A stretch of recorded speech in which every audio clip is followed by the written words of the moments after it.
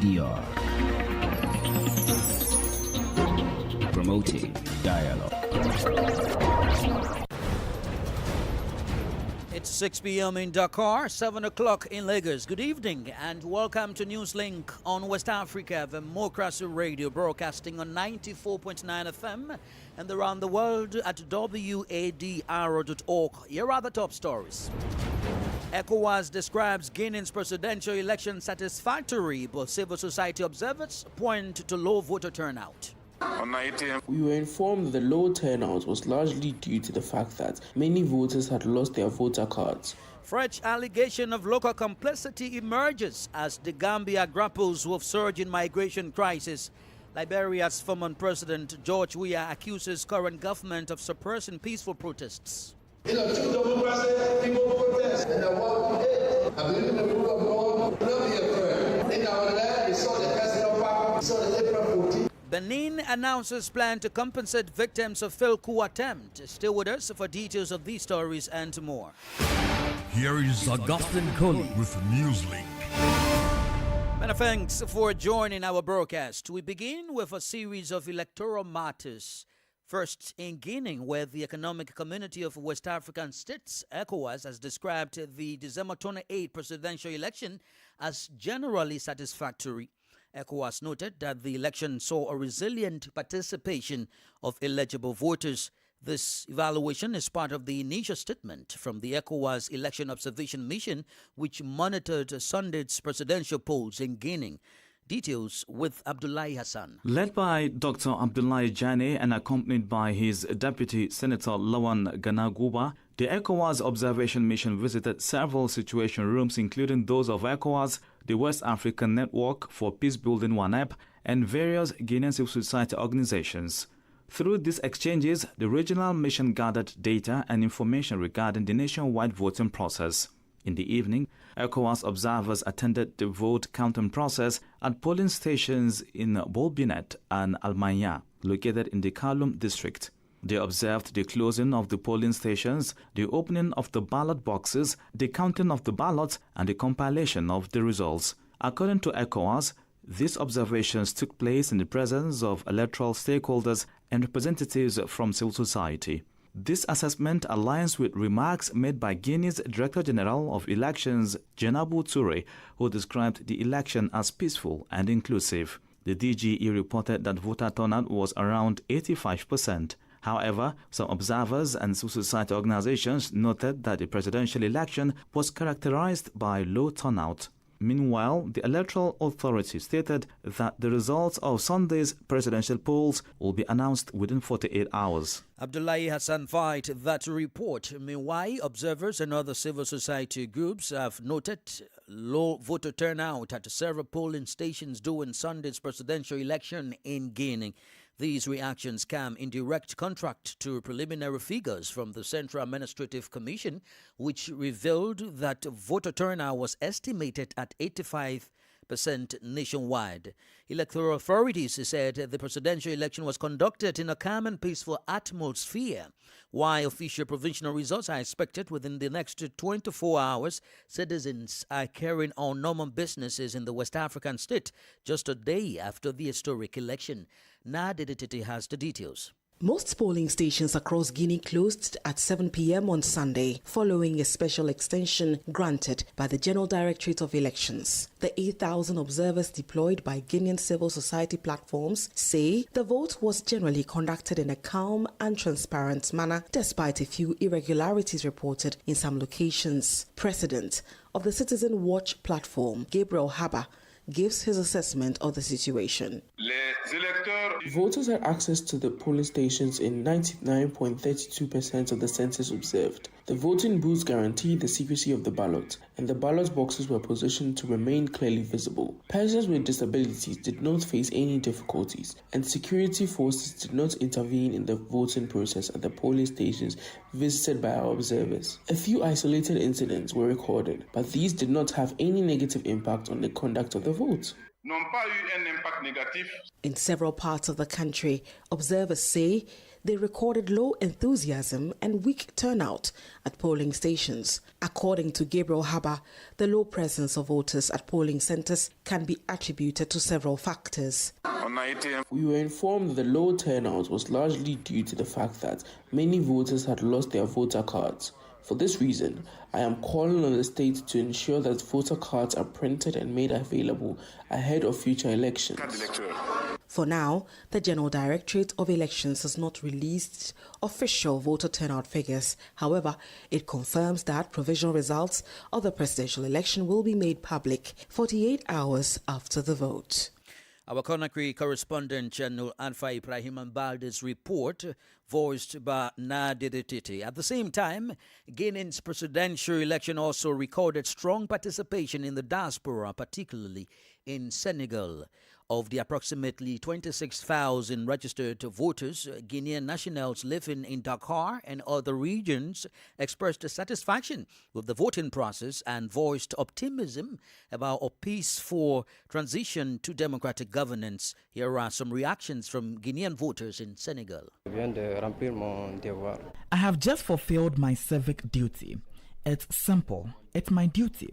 It's my right, and I'm doing it. The process is proceeding normally and calmly.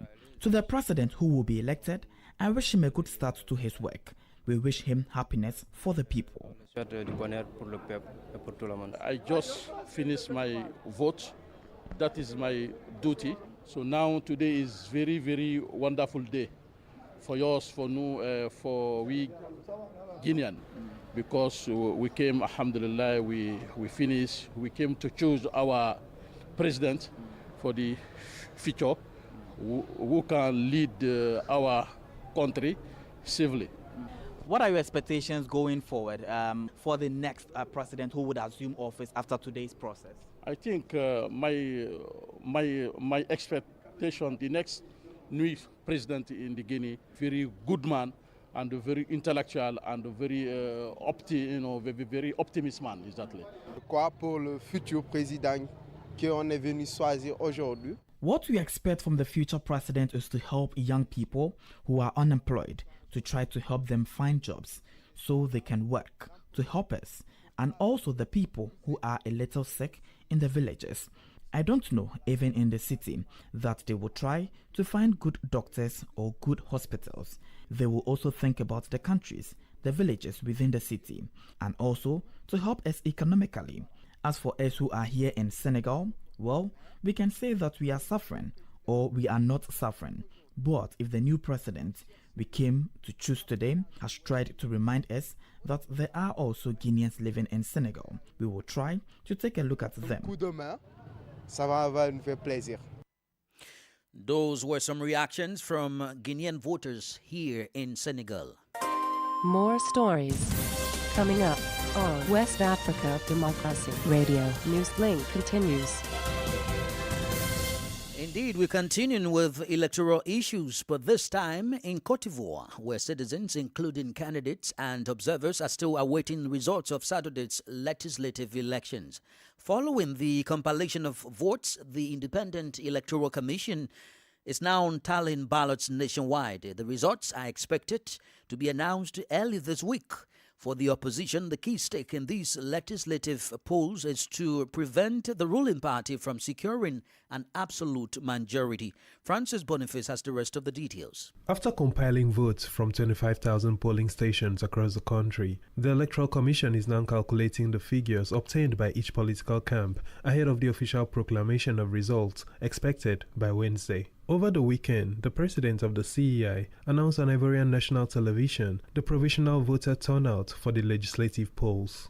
The turnout has been revised downward compared to the previous election when nearly 37% participation was recorded. Ibrahim Coulibaly Quibie, president of the Independent Electoral Commission.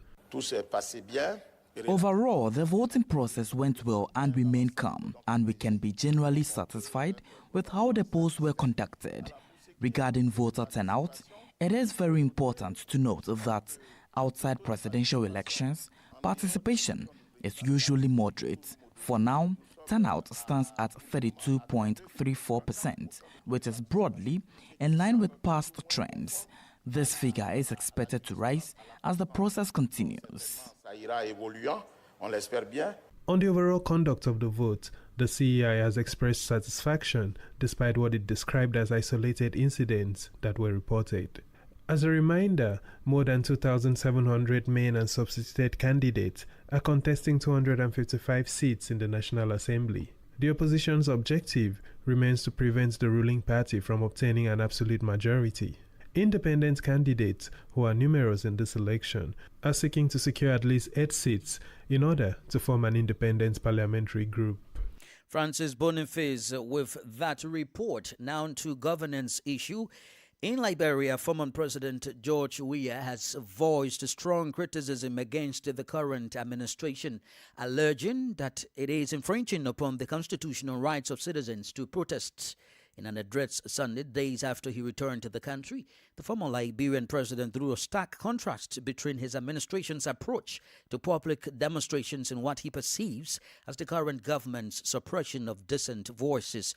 George Weah referenced past demonstrations, including instances where protesters were permitted to gather near government facilities, even with children present, as evidence of his commitment to protecting civil liabilities. He further cautioned against repeating past incidents of suppression and harassment against peaceful citizens. WADR's Monrovia correspondent Ibrahim Parker reports. The former Liberian leader's address was in reaction to recent protest actions where protesters were prevented from using the grounds of the executive mansion to present their petition to the government.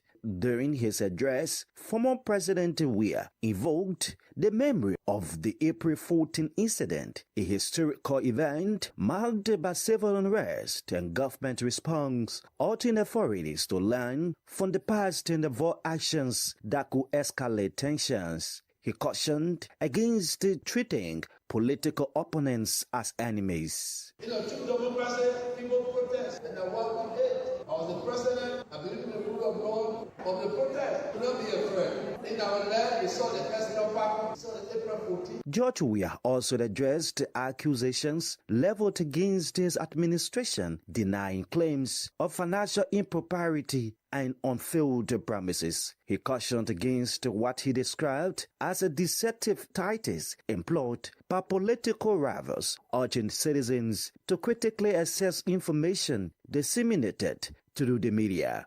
The former Liberian president, however, expressed hope for Liberia's future, calling for unity, adherence to the rule of law, and a commitment to the peaceful resolution of conflicts. For Newslink on WADR, Ibrahim Parker, Monrovia. You are listening to Newslink on West Africa Democracy Radio, broadcasting from Dakar, Senegal. Here is a reminder of our top stories. ECOWAS describes Guinea's presidential election satisfactory, but civil society observers point to low voter turnout. Fresh allegation of local complicity emerges as the Gambia grapples with surging migration crisis. Liberia's former president, George Weah, accuses current government of suppressing peaceful protests. Still ahead in the news, Benin announces plan to compensate victims of failed coup attempt. We also have guest interview and sports news. Please stay with us. Fresh and breaking news all the time. Hear it first as the news breaks, only on West Africa Democracy Radio. Newslink continues. Many thanks for being with us. We are streaming live on YouTube at WADR and on Facebook, WADR English Service. The government of Benin has approved a compensation package for individuals and businesses affected by the failed December 7, 2025 coup attempt, as authorities move to address the material and economic fallout from the incident. The decision was taken at an extraordinary cabinet meeting held on Friday, December 26, following an assessment of the damage caused by the unrest in the country. Elsewhere in the Gambia, new allegations of local complicity have surfaced regarding the country's escalating irregular migration crisis. In the North Bank region, the Village Development Committee of Jinal Kajata and its chairman are accused of facilitating migrant smugglers. These claims emerge amidst rising concerns and grief in coastal communities following the presumed capsizing of a migrant boat that departed from the Jinak last month, reportedly carrying nearly 200 people, including women and children.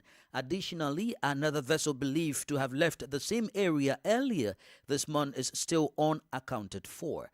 WADR's Banjul correspondent Sandona Mendy reports. Multiple sources allege that migrant smugglers paid as much as $100,000, approximately $1,538, to the Jinak Kajata Village Development Committee (VDC) for each boat permitted to depart from the village. The sources further claim that similar offers were made to the neighboring community of Jinak Negi but were rejected, reportedly preventing any departures from that area. However, in a recent press statement, the Jinak Kajata VDC strongly denied the allegations, stating that it has no interest in supporting or engaging in activities that violate Gambian law. The committee said it recognizes its moral responsibility to protect the safety, integrity, and reputation of the village, adding that despite limited manpower and resources, it has been working with community elders to address the challenges posed by irregular migration. Meanwhile, several residents of Jinak complained that hundreds of suspected migrants remain camped in the community and surrounding bush areas, waiting for possible departures to the Canary Islands. According to sources, some migrants are staying in homes and lodges, while others are sleeping in tents under mangrove trees near lakes and in nearby bushland. Mamadou Kormane, the village head of Jinak Kajata, who has long expressed concern about his village becoming a migrant transit hub, is reportedly ordering all migrants in the area to leave with immediate effect. These developments follows reports that a boat carrying approximately 197 migrants which departed from Jinak on November 17 is believed to have sunk at sea, with no survivors confirmed. The vessel was reportedly carrying more than 45 women and children. At the same time, the fate of another boat that reportedly left Jinak on December 5 also remains unknown. In response, the government of the Gambia issued a statement expressing concern over the reported missing vessel, stating that relevant authorities and partner agencies are working to verify information and establish the facts. As Jinak continues to emerge as a key departure point for the dangerous backway route to Europe's Canary Islands, authorities say arrests of suspected smugglers have been made in the region. Activists and residents are calling for greater accountability and increased investment in youth opportunities to help curb the deadly journeys. For Newslink on West Africa Democracy Radio, I am Sangdana Mendy reporting from Banjul. Thanks to Sandona Mendy. Now let's take you to the Central Sahel region, particularly Burkina Faso, where the transitional government has formally adopted its 2026 national budget valued at more than 3,400 billion CFA francs, with defense, health and development identified as key priority areas.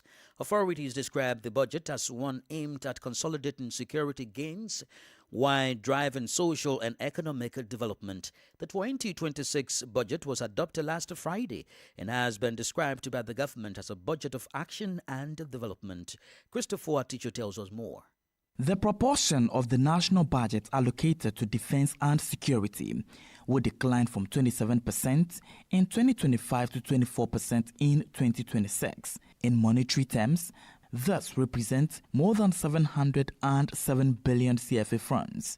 According to the Minister of Economy and Finance, Abubakar Nakanabo, the 3% reduction is the result of the significant strengthening of the defense and security forces in recent years. Over the past 2 years, there has been significant investment in equipping our forces. The process is continuing, although not at the same pace. While the allocation has decreased in percentage terms, overall, resources have increased substantially, meaning there is no reduction in absolute terms. We can therefore say that the reconquest of the territory remains the top priority and all necessary efforts will be made to ensure it is achieved. In 2026, more than 361 billion CFA funds will be allocated to the health sector, while education will receive over 800 billion CFA funds. The rural sector, which covers agriculture and livestock, has been allocated more than 161 billion CFA funds. Minister Nakanabo says these allocations reflect the government's commitment to action and development. The 2026 budget was prepared in a context that prioritizes the continued reconquest of the territory alongside economic recovery. It also seeks to strengthen ongoing efforts to achieve food self-sufficiency and ensure the effective development of human capital. Overall, Burkina Faso's 2026 budget statement stands at more than 3,400 billion CFA francs. That's our Ouagadougou correspondent Martin Kabat's report, voiced by Christopher Atichu. In neighboring Niger, the Council of Ministers has adopted a draft ordinance issued by the presidency on the general mobilization for the defense of the nation. Under the new measure, the state is empowered to mobilize Nigerian citizens as well as their property to reinforce efforts to combat insecurity across the country. However, Nigerian human rights organizations have raised concerns about the move, warning of possible excesses and human rights violations. Kani Abdullahi, a Nigerian human rights defender, would join us during the guest interview for more analysis. From the Central Sahel, we head to Nigeria as the citizens marked Christmas and inched towards the New Year festivities. The usual excitement was muted for many households, grappling with rising food prices and high transportation costs. WADR's correspondent in Abuja, Usma Umar, reports that across major cities, the harsh economic reality forced families to scale down celebrations or abandon travel plans altogether. For many Nigerians, the festive season is traditionally a time for reunion, travel and shared meals. But this year, in many homes, soaring living costs turned what should have been a period of joy into one of restraint and difficult choices. Across motor parks in Abuja, transport fares surged as demand increased, putting intercity travel beyond the reach of many families. At the same time, the prices of basic food items such as rice, poultry, cooking oil and grains rose sharply, forcing households to rethink their festive menus. Some residents say they had no option but to stay back in the cities, while others cut celebrations to the bare minimum. Emeka and Taiwo, who spoke to West Africa Democracy Radio, say the high cost of transportation and food items made traveling home and celebrating properly almost impossible this year. The economy is too high because the cost of living is too high, because if you go out with like 20 or 30 times to go and buy things in the market, you cannot even boost up some things, items that you need to buy. Christmas celebrations, we really get it very difficult because of the situation of the country. Despite the prevailing hardship, a few Nigerians remain cautiously optimistic. Tosin believes the challenges of the past year could give way to better economic conditions ahead, expressing hope that 2026 will bring relief to struggling households. Better than this year, should be much better, and things should be better than this year. Things are so expensive and the cost of living is so high. Meanwhile, economic analysts are urging Nigerians to spend cautiously during festive periods. They warn that excessive spending under economic pressure often leads to what they describe as self-inflicted poverty, a situation where families start the new year burdened by debt and financial stress. As the celebrations wind down, many Nigerians are entering the new year with renewed calls for policies that can ease the cost of living and restore confidence in the economy. For Newslink on West Africa Democracy Radio, Usman Umar reporting from Abuja. Politics, analysis on major news, social matters, and all. This is A Guest. Well, our guest interview tonight focuses on Niger, where the Council of Ministers has adopted a draft ordinance issued by the presidency on the general mobilization for the defense of the nation. However, Nigerian human rights organizations have raised concerns about the move, warning of possible excesses in human rights violations. Our guest is Kanin Abdullahi, a Nigerian human rights defender. Il faut d'abord dire que dans toute la constitution du Niger qui a existé, throughout Nigeria's history, the constitution has always defined Nigerians as capable of defending, at least within the framework of defending the integrity of the territory, implying that every Nigerian is a potential soldier in the defense. This was also reiterated in the Charter of Refoundation following the national consultations. This is precisely why, even before entering public service, every Nigerian must obtain what is called a military service certificate. From the perspective of the right to self-determination, this is not excellent, but the conditions under which the decree will be implemented are perhaps what we need to wait and see. We don't know under what conditions it will be done. Will they call upon people who are critical of the situation, who will be requisitioned to go into the country, or those who have already completed military service in case of need, or those who, within the framework of military positions, will be called upon? That is what we expect to see in what will be in the implementing decree. ce qui va être le décret d'application de l'ordonnance. From the decree, did Niger really need to resort to this in the fight against insecurity? The insecurity that has been shaking the country for 10 years now. L'autorité a plus d'informations que je n'en dispose. The authorities have more information than I do, but as things stand, I can't definitively say whether they need to requisition citizens' property for defense, since 1% of the 1% allocated to the Solidarity Fund is deducted from all Nigerian civil servants' salaries. It falls within this framework. From my perspective, that's sufficient to proceed to this stage.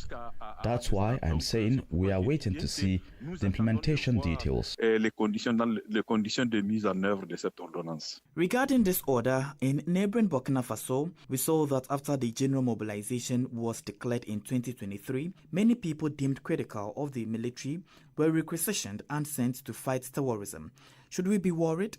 Justement, notre crainte que ce soit les personnes critiques. Our fear is precisely that these will be critical individuals brought in as part of the work of defending and promoting human rights. They will be called upon and it will be said, okay, since you are so outspoken, you are the ones who will tell us what we must do and what we must not do, that they will be the ones going into the field. That's why I said we are waiting to see the implementing decree, what it will say, and what will be done in the coming days. In any case, we fear that tomorrow, defenders, critics, and other dissenting voices will indeed be recruited or drafted. Kani Abdullahi is a Nigerian human rights defender.